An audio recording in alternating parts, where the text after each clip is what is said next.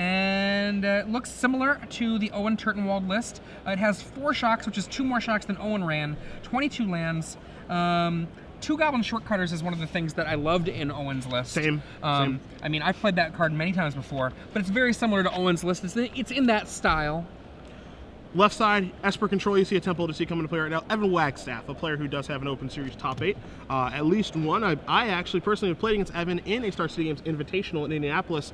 I believe it was last year. Time flies by pretty quickly, so I can't remember exactly when it was. But when I was playing against him, he was playing a Naya deck, a deck that he actually won a PTQ with to qualify for the Pro Tour. He was playing at the Invitational as well. He's playing Esper Control. You know, he's playing a deck that we've seen a lot of, very similar to Christian Calcano's list from last weekend. He's got plenty of spells, and the one thing that you're going to notice here in the creatures area, you'll typically find a card like a Aetherling hiding out over there. Maybe Blood Baron of a Scope, as you see Devour Flesh is going to take care of that Firefish Striker. He's got no creatures. His reliance on winning the game in his deck is Elspeth, Sun's Champion, a card that if you were watching the coverage last weekend in Worcester, Max Teats, every time he tapped 6 mana and cast that, the opponent was picking up their permanents 2 turns later. Oh, it's such a good card.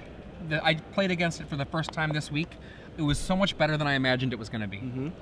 James Higginbottom here lays a 3rd land. Does he have a Phoenix? Boom, there it is. Now he's gonna play Chandra's Phoenix. We'll see if it resolves. If it doesn't resolve, what have you. You're gonna come across for 2 to Wagstaff. For you, yes, you have a red deck here that plays 12 1-drops. No 1-drop here for Higginbottom, and he was not on the play. For you, is that an instant mulligan? It would have to be a remarkably strong hand otherwise. It feels like if you don't have a 1-drop, you have to have some sort of hand that involves Burning Tree Emissary, or you just have to send your hand back. There it is. Yep. That's what the Burning Tree Emissary, that was a key part for both Philip's deck and Owen's deck. Not seeing a Burning Tree Emissary on turn 2, that's... You see here from Wagstaff's side, he has a Jace Architect of Thought in play right now, and so here's the thing about Jace. A card, again, that I will probably never cast for as long as it's legal. This is so difficult for this version of Mono Red, but it's not as difficult on Bertioli's version of Mono Red, again, because his version has reach. Bigger guys wants to play a little bit of a longer game. You see Mutavault getting activated here. Wagstaff says, all right, trigger the -1/-0, sure, attack my Jace. This plays into everything that Wagstaff wants to do. I mean, one of the problems where James is at right now is Evan, before this attack, okay, look, the life total and the Jace went down. Yeah, the counter should be, it should be at, Wagstaff should be at 20, and his Jace is at 1. His Jace should be down at 4, yeah. Okay. One of the things, we saw Evan at 20 with a Jace out. That is not what you want to have happening when you're the red deck. Yep. I mean, that is probably a nightmare. Because usually you do not want to be attacking the Jace. I saw a lot of people attacking Jaces when in Worcester, but okay, apparently there was a damage earlier from something. From what? Okay, I saw a lot of people attacking the Jaces earlier, and we can see Evan doing the right thing here. Evan attacking the player. One of the things about attacking the player rather than the Jace, if you attack the Jace and put all of that effort into killing the Jace, that's a lot of time, and they're just going to be able to lay another Jace. Yeah, that's the issue, right? Is, you know, if you put all this time and effort into killing a Jace, then they just go, okay, I'll play another Jace, and you're in the same situation, but the game is going longer, you're expending resources to take care of it, and again, this is playing into the hands of the mono red player, or excuse me, in the Esper player, as you see a Burning Tree Emissary here. And you can look at James Higginbottom after he cast that Burning Tree Emissary, frowny face for the most part, because I think that's going to be a Burning Tree Emissary into nothing. And Evan Wagstaff thinking about that. Evan, I mean, we could see Burning Tree just be, you know, come into play and then double activate the Mutavault here, but he's just going to counter it with Dissolve. Okay. Dissolve. Definitely going to be a card we'll be seeing a lot of. James activates the Mutavault. 4 power, about to become 2 power. This time, he indicates that he is coming after the Jace. So, I mean, and here's the thing. Jace puts you in what I like to call a damned if you do, damned if you don't situation, because if you ignore it, then Jace starts just going to work. It's going to keep plussing, it'll draw cards, it'll find Wagstaff his answers, as here's a Watery Grave coming to play untapped. It's going to find him everything that he needs. So it forces you to probably kill the Jace, but if you're killing the Jace, you are, again, playing into his hands exactly the way that you want to. So I just don't love this situation here at all. Now here's a main phase Revelation. And that's the way you're going to see most Revelations cast these days when it comes to Standard, because in terms of in this matchup. In this matchup, you want to be able to make sure that you don't end up having, you know, a missed land drop. You want to be able to make sure that you don't have anything happen that ends up killing you. So in his case, being at such a high life total, he didn't need to do it right then. But, you know, who knows? Maybe James Higginbottom has main deck skull cracks. You know, a main deck skull crack right there would represent 6 damage. And here they come in again. And Jace gonna be dropped down to 2. And as you said just moments ago, Cedric, it's not how you wanna have the game be going. All of that effort, he finally killed the Jace, and his opponent is still basically undamaged. Yeah, I mean, you take a look at the life total here. He's at, 21 right now. So he spent all these resources, but think about what turn we're in. Wagstaff has 6 lands in play. Okay. There's a 7th in a temple, and you have an opponent here that is basically unblemished, and who's obviously, this is exactly how Wagstaff wants everything to go. He has all the options. He's scrying, he's drawn cards with Revelation, he's got an Azorius Charm in his hand that he can opt to use if he'd like to. So everything is playing into his favor. He's got Detention Sphere in his hand. So now he can pick and choose of, hey, maybe I care about this Firefish Strike, or maybe I don't. Where in reality, if you're playing the mono red deck, you want to force them to have the answers right away or they just die. You don't want to give them the option to pick and choose. Yeah, maybe I'll cast a Jace, maybe I'll cast a Verdict. No, it's you have to have Verdict, or you have to have Jace, or you're dead. Yeah, I mean, right now, Evan has enough mana that any spell in his deck that he casts or draws, he can cast. Yeah. He's got so much mana that he can syncopate cheap things from James. I mean, this is just a nightmare. And we see Chandra's Phoenix asking a question. Do you have anything for me? There is an Azorius Charm in Evan Wagstaff's hand, which can delay the issue. See a Mutavault also come in. That's for 6. I mean, it's not a bad attack to try to get the ball rolling again. You see, again, that Azorius Charm in Wagstaff's hand. But, again, this is the issue here for Higginbottom, is that now Wagstaff gets to pick and choose on what he wants to do. Do I want an Azorius Charmer? Do I want to go to 15? You know, I have the option of what I want to do. Mutavault's going to go back on top. You see a Chainwalker in there in Higginbottom's hand right now. I think we're probably going to see that Detention Sphere get used to take care of the Phoenix for good. Just another reason that Detention Sphere is so good right now in the format. You know, not a removal spell that actually makes it so the Phoenix can come back. Wagstaff also has Supreme Verdict in his hand. So again, he's the one with the options. The option he's going to choose is Verdict to take care of the creatures and just get a 2-for-1. And there they go. Now the Phoenix can come back, but with so much life, when you're throwing a shock or a lightning strike or whatever to Evan's face, it's just not a very good use of your resources. That's great when your opponent's at 5, but not when your opponent's at 17. James Higginbottom, what did he draw? I don't know. What could it be? A Mutavault? Yeah. And as great as Mutavault is in this matchup, and it is absolutely fantastic, Shock going to go upstairs so that he can get the Phoenix back. Again, this is not something that Wagstaff really cares about. You know, yes, you get the Phoenix back. Yes, that's a little bit annoying, but that is your turn. And I have a Detention Sphere to take care of your Phoenix, which is annoying. And my draws right now, if I'm Wagstaff, my thought process is my draws are a lot more live than yours are, James. You know, you do have some pretty good, some decent draws, but nothing that you can draw is as good as me drawing a Sphinx's Revelation, or an Elspeth Sun's Champion, or another Jace Architect of Thought. You have nothing even close to on par with that. And James here elects to go Chainwalker into Shortcutter. He just saw the Supreme Verdict. He's saying, I bet you don't have another one. Nope. I can haste you next turn. Unfortunately for him, he is incorrect because there's another Verdict there from Wagstaff. Another 2-for-1. You just keep 2-for-1ing the red deck into the ground here. That's what Verdict allows you to do. You see, he wanted to maybe tap his mana a little bit differently to cast a Verdict. Higginbottom says, I don't think so. You're already crushing me enough as is. You tapped your mana wrong for that, so I'm going to take a little edge that I can get. You see, it looks like Higginbottom might want to activate one of these Mutavaults and attack with the Phoenix, but he's got to, at this point in the game, when he's so far behind right now and everything's playing Wagstaff's favor, he's going to take a lot of risks, I think. You know, fire up maybe double Mutavault and get in there. You have to take some lines of play that, you know, aren't traditional to be able to try to win this game.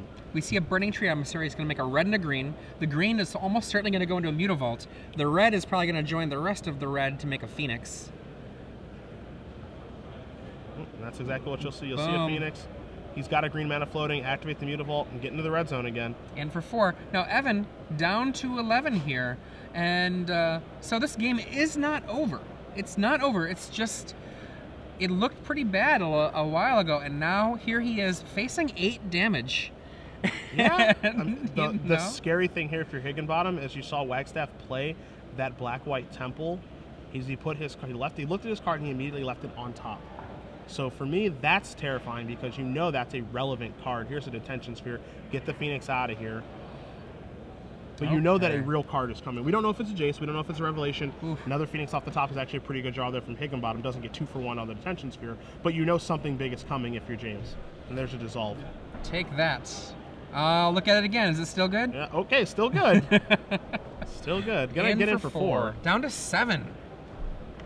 I would not have predicted that he would have gotten Evan so low. Is there a Sphinx's Revelation on top, though? That would be really powerful. Jace, okay, that's not Jace. Terrible. +1. Yeah, I mean, Jace +1 makes it so that, you know, the double Mutavault plus the Emissary are all 1 power guys. Jace will be at 5, so, you know, does Higginbottom attack the Jace or does he attack Wagstaff? Either way, for Higginbottom, he's not going to be able to kill Wagstaff next turn, so I think if you're Wagstaff, you just say up the Jace, no need to draw cards yet because you can't kill Jace. And if you attack Jace, hooray! I couldn't be happier. And if you attack me, it's like I go to 4, but then I have options with my Jace for the next turn, and I have those options with all of my mana.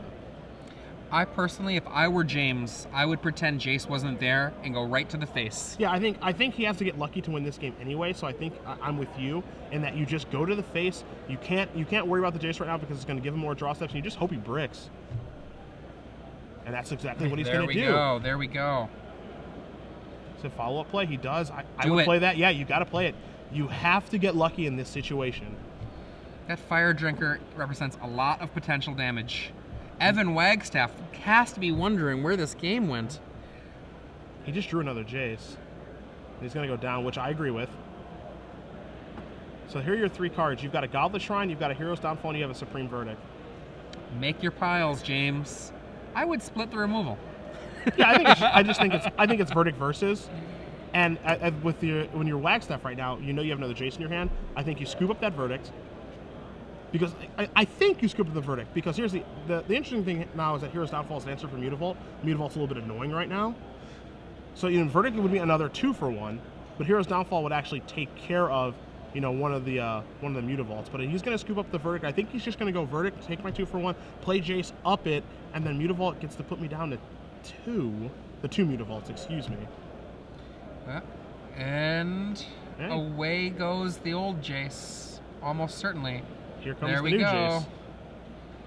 Yeah, he says, I'm going to keep the new one, and he's going to up it, and Higginbottom's going to clean it up. James could win right here. Yeah, I mean, if he draws a Burn Spell, if he draws Shock, if he draws Lightning Strike, it's over.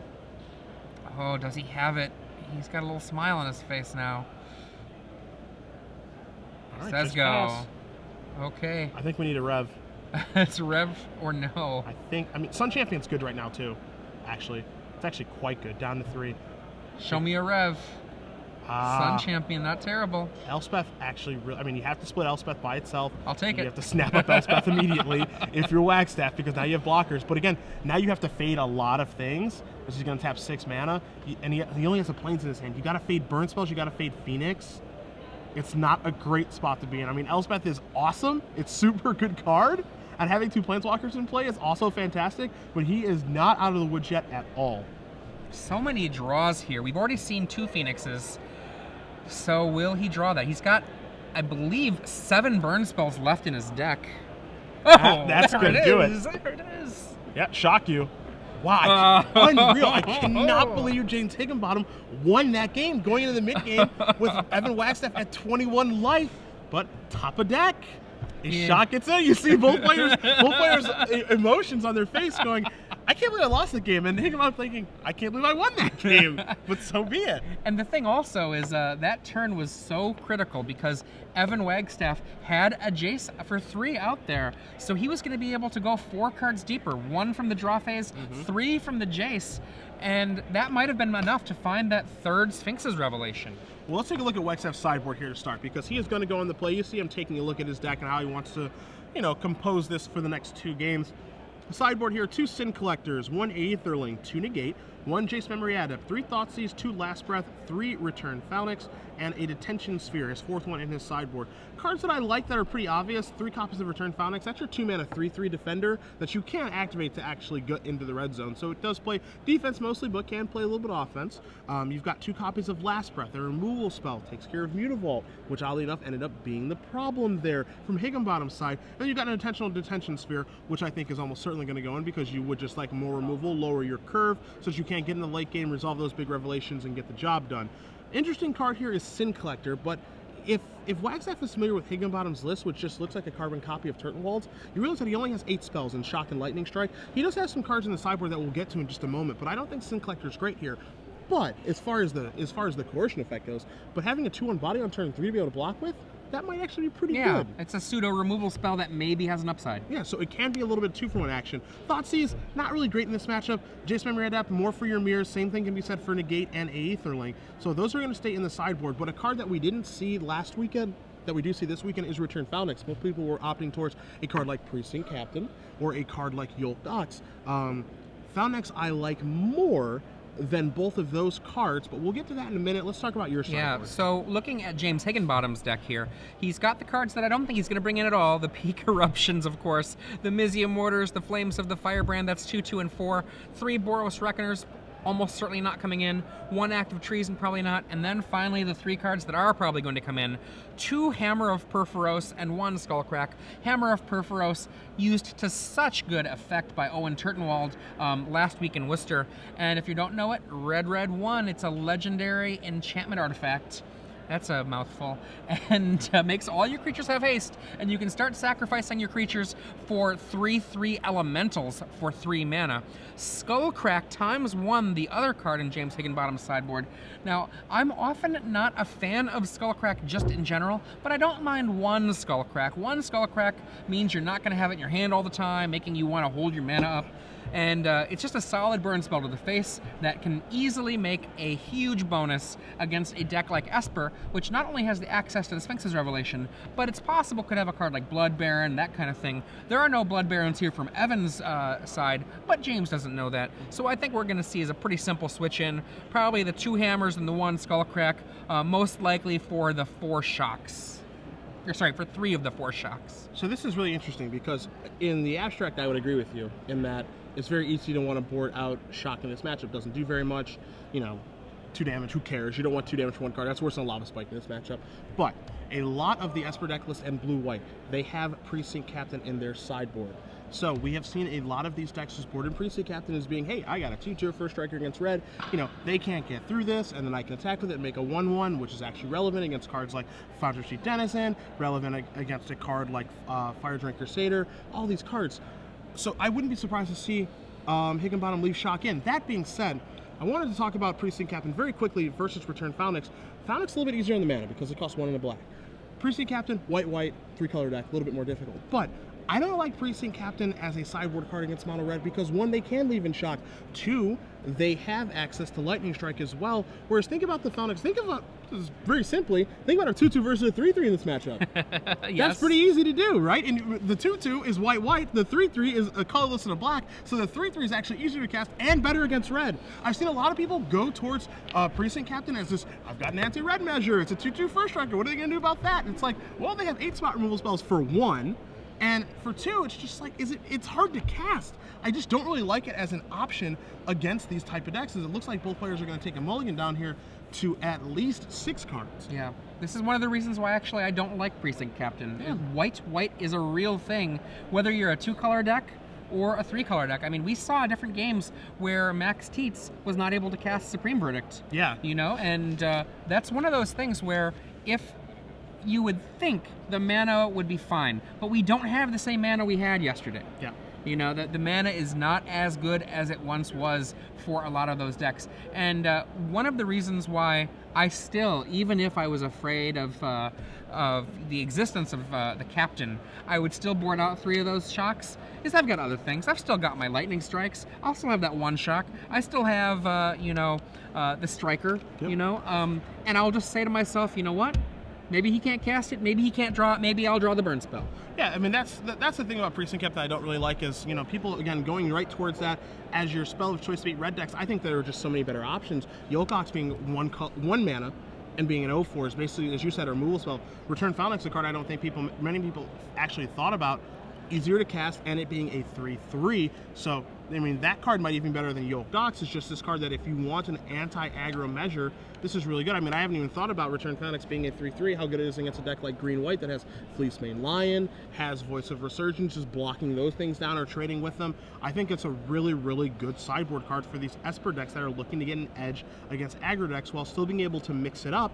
You know, they don't have to just all go towards spells. They can have creatures as well. And, you know, if you draw Return Phalanx later in the game, attack a you! Absolutely. Now, the thing I like about that Phalanx, I mean, it was solid for me in draft while I've been playing it recently. It does exactly what you need it to do. It just is cheap, it's easy to cast, and it's a big body. And we're going to go and see, is this yet another mulligan? This looks like we're going down, down, down, down, down to 5 here. So, Higginbottom's going to have his back against the wall here. Looks like Wagstaff is happy enough with his 6 cards. But, I mean, taking a look at Wagstaff's deck list here, he's down to 4, excuse me. So, yeah, we're probably going to see a 3rd game here. I would not be surprised. Yeah. You never know. There might be, I don't know, let's say Cackler into Cackler. Stranger things have happened. And no D-Sphere. Yeah, no D-Sphere, sure. No D-Sphere, no Wrath, no nothing. Taking a look at Wagstaff's deck list here, as he's going to play a Temple to start things off. You know, one thing that you can tell about this is that, you know, there are builds of Esper that you can have that, you know, air towards the side of beating the mirror, air towards the side of beating aggro, or hedging a little bit here, as there's a turn 1 Rakdos Cackler, as you had hoped. Wagstaff's deck list is definitely hedging, trying to beat, you know, everything right now. He's got some removal in 2 Doomblade, he's got a Devour Flesh, he's got a Far Away, he's got 4 Azorius Charm, which everybody has. Godless Shrine going to come into play untapped here for him. Phalanx? Then he's got Hero's Downfall as well as removal. Then he's got some counter magic, and he's got some Planeswalkers, so he's trying to do a little bit of everything. And we will talk about after the match about if that's the way to go. Azorius Charm going to put that Cackler back on top. Let's see if James has a land. He does. So it's not as devastating as it might have been. Yep. And there is a Chainwalker replacing the Cackler. Sometimes you get that Azorius Charm, and it's the most devastating thing ever because you want that land. Let's see if that's going to be the case here. A 3rd land. Well, I mean, the good thing here for Higginbottom is that all the spells that he draws he can actually cast. So Phoenix? that's actually pretty nice. I think he only has 2 cards right now, though. Cackler and Mystery. a prayer. Yeah. How many cards do you have, buddy? Yeah, more than you. 4 cards. Is that 4? Yeah, 3 or 4 hanging out of there. Yeah. You see a Verdict at the front. There's a Phoenix. In they come. Another Azorius Charm. It's actually a pretty good mulligan to 4, honestly. That's a really good mulligan to 4. Last breath. Okay, Last Breath is huge. Ouch. Gain 4 life.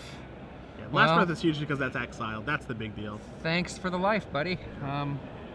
Thanks, but no thanks. Yeah. Get as much life as you want. And the hand is Cackler. Yeah. Oh, boy. Island's a pretty good draw there from Wagstaff. It gives him his 4th land. You take a look at his hand of Supreme Verdict, Doomblade, and Azorius Charm. So he's got spells, but he doesn't have any more lands.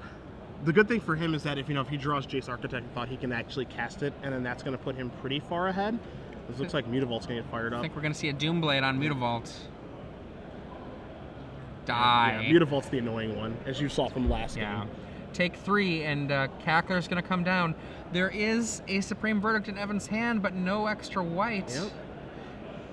What else are you going to do, James? You just got to put him down there. Yeah, I mean, he has no choice. He just has to play his spells. You're going to see, yeah, Cycle Azorius Charm. He's going to look for a white mana. Still hasn't found it. I think he just drew a Jace. And a Temple. All right, so yeah, he's doing pretty good now. And that was the Temple of Silence. Yep. There's the white he needs. Oh, I like it. He keeps it on top. Now, James here in a very different position. He's got 2 creatures in his hand. He's got that Jace there. The second white just revealed itself. So he, if he's paying attention, knows that finally Supreme Verdict is possible. Do you play into it or not? He's got 5 damage, becomes 3 damage after the Jace. Yeah, the problem here for James is that, again, I don't think he has the opportunity to, you know, bob and weave and, you know, make a lot of choices about maybe I'll sandbag this, stuff like that, because Jace is out there making it so those things just aren't good options. And so there's the Jace trigger, and it looks like he's going towards Jace, which again plays in exactly what Wagstaff wants to have happen. Now, James could be thinking, if there's no verdict or no other answers, I'll be able to kill Jace next turn. Yeah. My thought is that would be 6 damage you could have to Evan's face. That's going to tick up. Yeah, and I would verdict here too if I was Wagstaff. Clear the board. My Jace is up to 3. My opponent has to replay creatures. Most of them don't have haste in this deck. And then I can go bring Jace comfortably down to 1 to look for some more answers. Ah, top deck lightning strike is good. So, Evan could be at 6 right now, but that is still way too much life to have gone the other direction, I think. Yeah. This is one of those rare situations where I don't mind him having attacked the Jace. Yeah, me too. Me too. Generally, I'm not a fan. So, bottoms up goes that top card from the Temple of Deceit. Remember, at home, James Higginbottom mulliganed to 4. And I believe that Evan mulliganed to 6. So these players are not shooting at top speed. We got 2 1-drops. Oh, double Satyr. Is there a detention sphere in the house? Or an Elspeth? Okay, just the nuts. All right. Well, that'll close the door, I think. Boy, that card's good. Oh. 3 1/1s. Fire Drinker Satyr looks embarrassing now. Oh my. Yeah. Yeah, that card kills Blood Baron.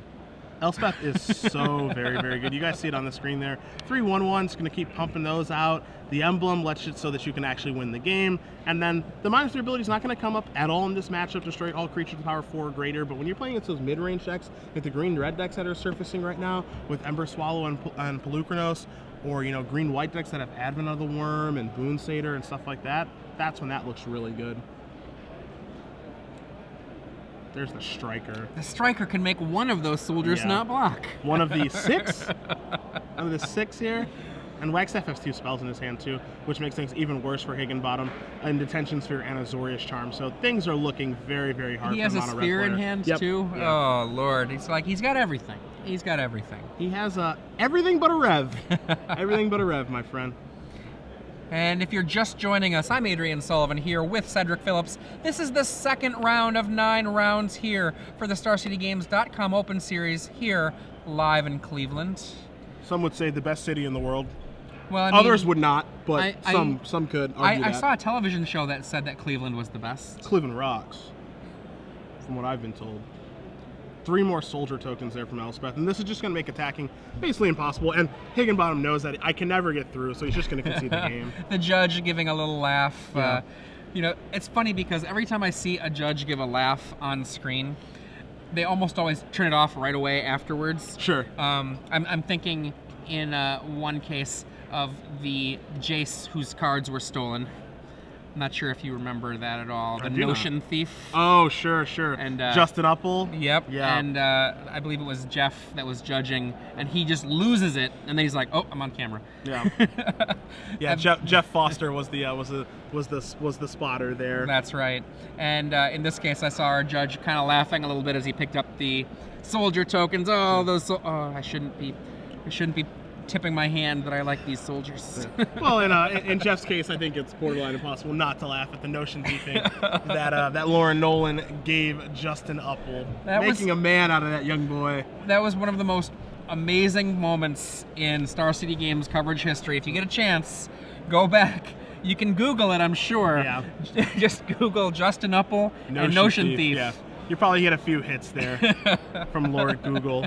Again, I don't think the sideboards are going to change very much here. You see Higginbottom going back to his sideboard, so you might change something now that he's on the play. But Wagstaff is pretty happy. Again, bringing in those 2 copies of Last Breath, 3 copies of Return Phalnix, an additional Detention Sphere, and then potentially the two copies of Sin Collector for his options here.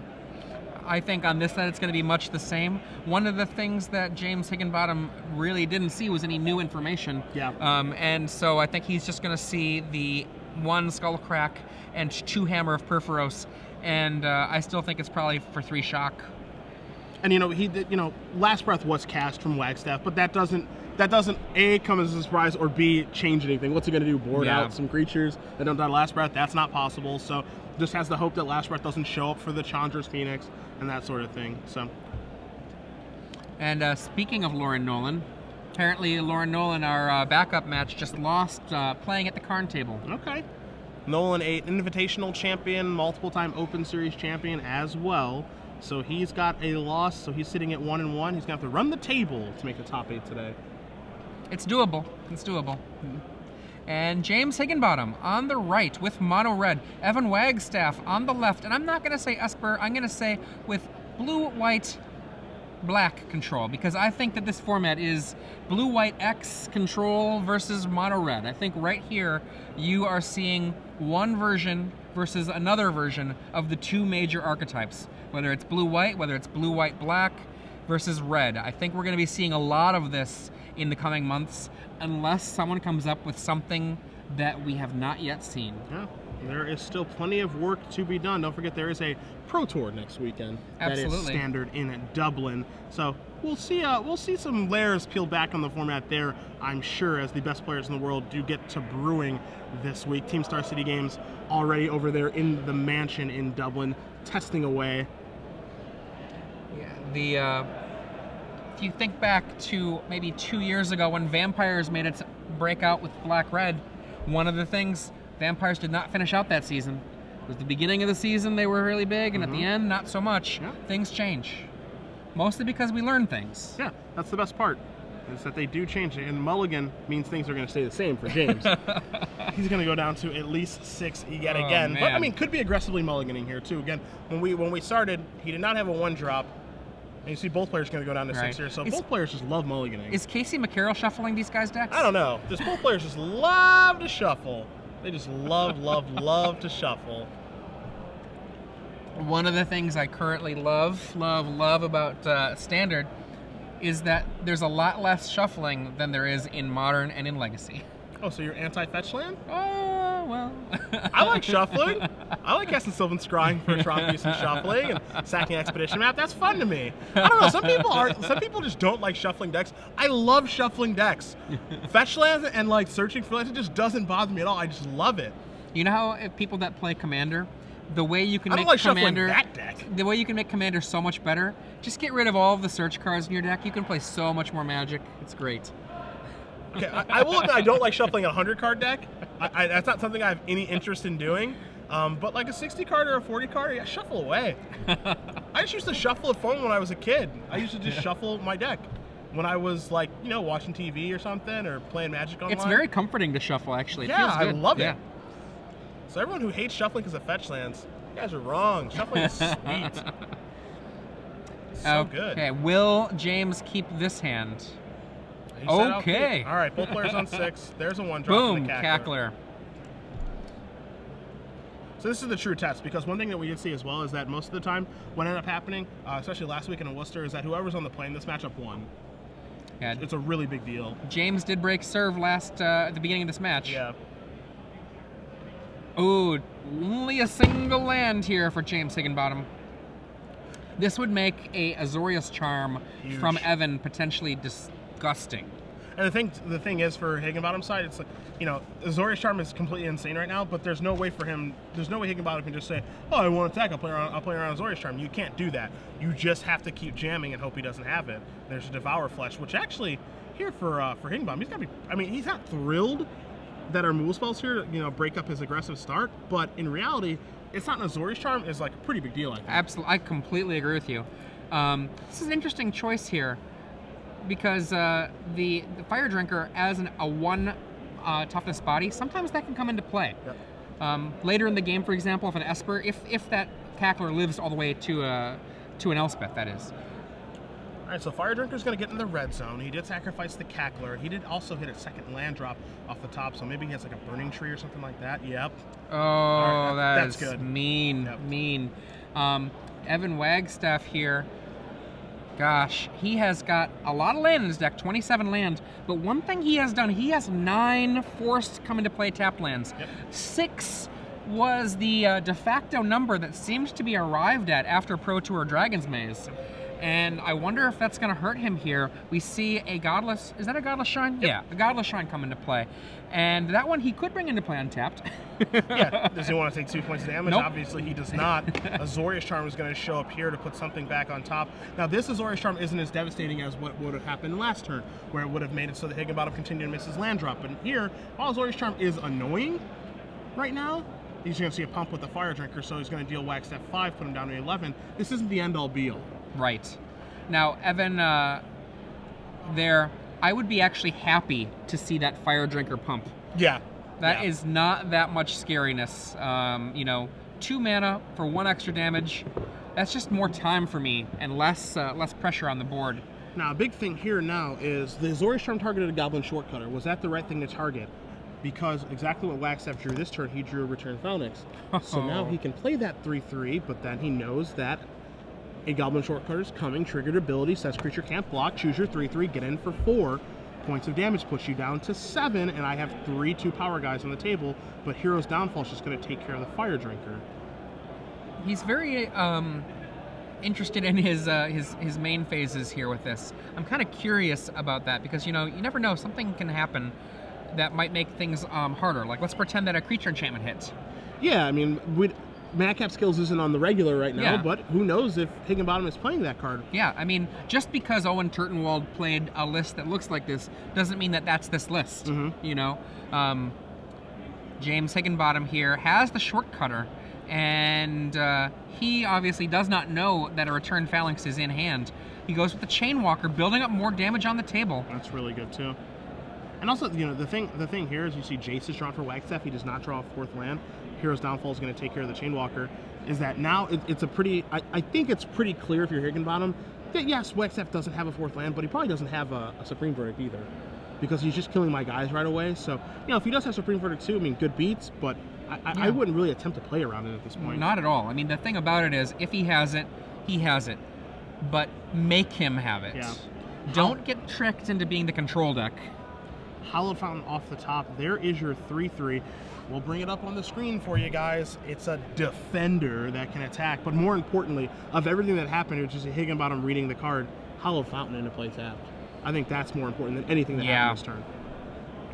And does James have the second of 2 Shortcutters? Will he burn the creature out of the way? Will he just march it on in and lose one of his creatures? So here's the question, because we can't see Higginbottom's hand right now. Adrian, you have Lightning Strike in your hand. What are you doing with it? I hit the creature. Okay. I hit the creature because I'm going to get the 4 damage. Boom. Okay. Down to 3. And Evan desperately needs a Supreme Verdict. Is it there?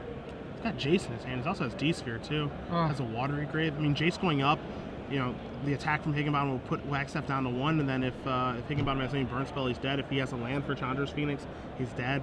I mean, what can you afford to play around right now? Now, one of the things I like about Evan Wagstaff's deck is he has 27 lands. I think that that's about what you want as a minimum in this. I could see 28 even, but he does have, I think, a few too many comes into play tap lands. We see the +1 there from Evan. It's a pretty quick untap from Higginbottom. There's a land and there's a Phoenix. And that is going to do it. So, James Higginbottom with Mono Red defeats Evan Wagstaff playing Esper Control 2-1, as Mono Red is going to move on to 2-0. And to me, this result is not terribly surprising, and I'll tell you why. Esper Control is a deck that is very, very good against the opposing Sphinx's Revelation decks. I think it's very, very good against blue-white, for example, like a deck that Max Teats played last weekend to a finals finish in Worcester. But against Mono Red, you're giving up some things here. You had mentioned how there are 9, count them, 9 coming to play tap lands here in 4 Temple of Deceit, 4 Temple of Silent, and Azorius Guildgate. Last weekend we saw Calcano with only 6, and we're not even counting those Ravnica dual lands, which there are 12. Exactly. I mean,